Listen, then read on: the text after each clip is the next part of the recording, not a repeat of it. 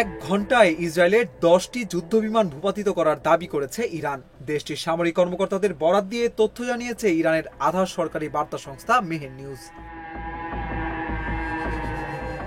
ইরানের খাতাম আল আম্বিয়া বিমান প্রতিরক্ষা ঘাঁটির একজন কমান্ডার মেহের নিউজকে বলেন, শেষ এক ঘন্টায় ইসরায়েলের 10টি যুদ্ধবিমান ধ্বংস করা হয়েছে। এছাড়া ইরানের বিমান প্রতিরক্ষা বাহিনীর commander brigadier general Ali Reza Sabahi ফারদেও এ খবরের সত্যতা নিশ্চিত করেছেন। তিনি বলেন, দেশের বিভিন্ন অঞ্চলে এক ঘন্টার মধ্যে 10টি ইসরায়েলি বিমান ভূপাতিত করা হয়েছে।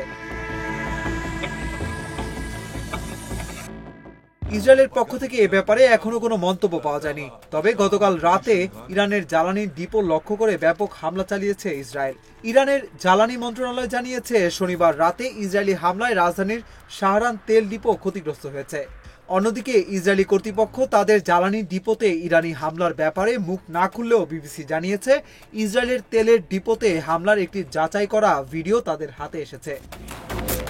শুক্রবার ইরানে ইসরায়েলের হামলায় দেশটির বেশ কয়েকজন শীর্ষ সেনা কর্মকর্তা ও পরমাণু কর্মসূচির সঙ্গে সম্পর্কিত বিজ্ঞানীর মৃত্যু হয়। ইরানের পরমাণু কর্মসূচিকে বাধাগ্রস্ত করতে ইসরায়েল এ হামলা চালায়। প্রতিক্রিয়ায় ইসরায়েলে ব্যালিস্টিক ক্ষেপণাস্ত্র দিয়ে হামলা করে ইরান। তেহরানের হামলায় ইসরায়েলে এখন পর্যন্ত নিহতের সংখ্যা দাঁড়িয়েছে 8 জনে। অন্যদিকে ইসরায়েলের হামলায় ইরানের নিহতের সংখ্যা বেড়ে দাঁড়িয়েছে অন্তত 80 জনে।